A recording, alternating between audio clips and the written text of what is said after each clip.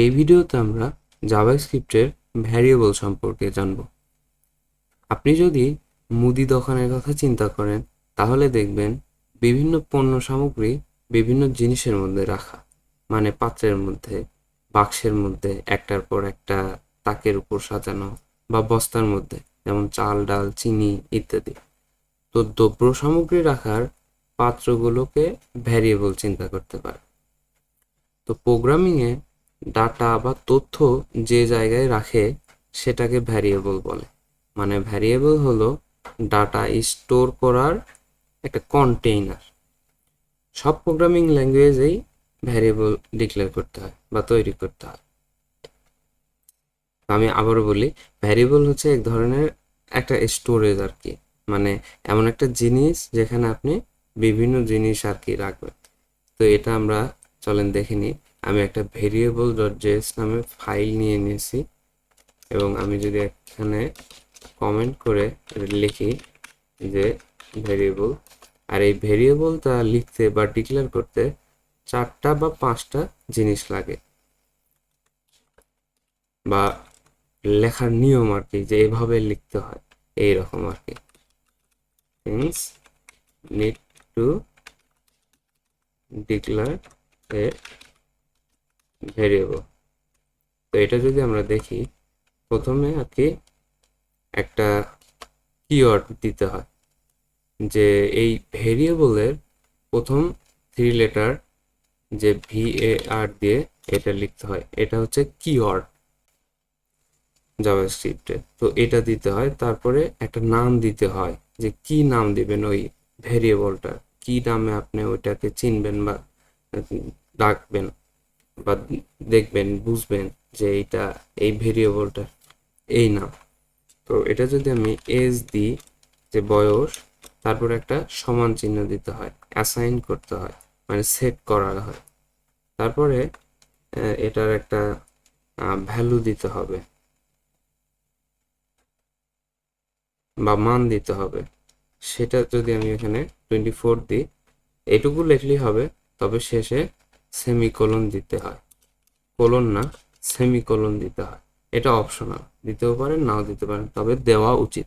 তো এভাবে আর কি একটা ভেরিয়েবল লিখে, যে প্রথমে একটা কিওয়ার্ড দিতে হয়, তারপরে ভেরিয়েবলটার নাম দিতে হয় এবং সমান চিহ্ন দিয়ে অ্যাসাইন করতে হয় যে এটাতে এই 24 ভ্যালুটা রাখতেছেন, এইরকম আর কি।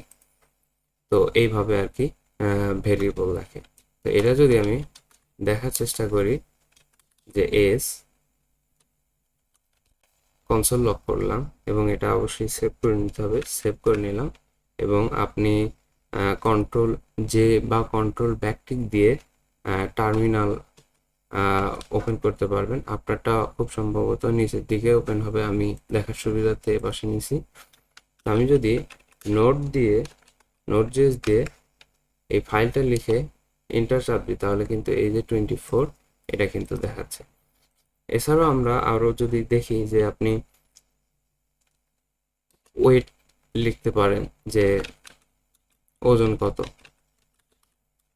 এটা এভাবে ভার লিখে ভ্যারিয়েবলের নাম দিয়ে তারপরে আপনি এটা দিয়ে দিতে পারেন। এছাড়াও আপনি প্রাইস বা কোনো কিছুর দাম কত সেটাও আপনি এখানে দিয়ে দিতে পারেন।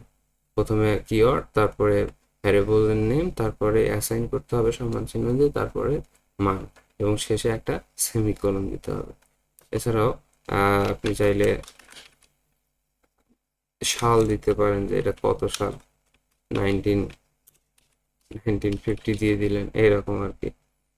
বা আপনার ব্যালেন্স কত আছে সেটাও আপনি চাইলে এখানে লিখতে পারেন, ভ্যারিয়েবলে স্টোর করতে পারেন, রাখতে পারেন, যে এটা ব্যালেন্স কত। তো এগুলো চাইলে কনসোল লক করেও আপনি দেখতে পারেন। তো এভাবে আর কি ভ্যারিয়েবলটা লিখতে হয়।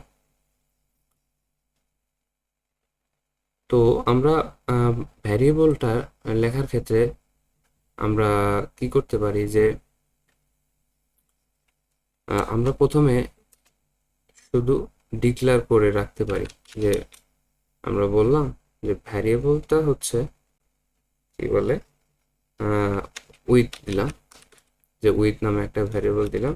প্রথমে আমরা এভাবে ডিক্লেয়ার করে রাখতে পারি, কিন্তু এটাতে কোনো মান দিলাম না, কোনো কিছু ডিফাইন করে দিলাম না। তাহলে দেখেন এখানে কি কি দেখায়, যে উইথ দিলাম এখানে, এবং এটা যদি আমি দেখা দিই তাহলে দেখা যাচ্ছে যে আনডিফাইন্ড, মানে আমরা কোনো মান ডিফাইন করে দিইনি। পরে যদি আমরা এই উইথটা লিখে যে আমরা যদি 50 দিয়ে দিই, পরে মান দিলাম এবং এটা যদি রান করি তাহলে কিন্তু 50 দেখা যাচ্ছে। মানে প্রথমে আমরা শুধু এভাবে ডিক্লেয়ার করতে পারি আনডিফাইন্ড ভাবে, যে কোনো মান আমরা ডিফাইন করে দিইনি, মান অ্যাসাইন করিনি, পরে আমরা এটা করতে পারি। আবার আমরা চাইলে কিন্তু এটার যে আপনার ব্যালেন্স ছিল এত, খরচ হয়ে গেছে, তো আপনি সেটা এখানে লিখতে পারেন যে 500 টাকা খরচ হয়ে গেছে আর 1000 টাকা আছে। তো এটা যদি দিয়ে দেন তাহলে কিন্তু এইটা আপডেট হয়ে পরেরটা যে 1000 টাকা আছে সেটা কিন্তু দেখাবে।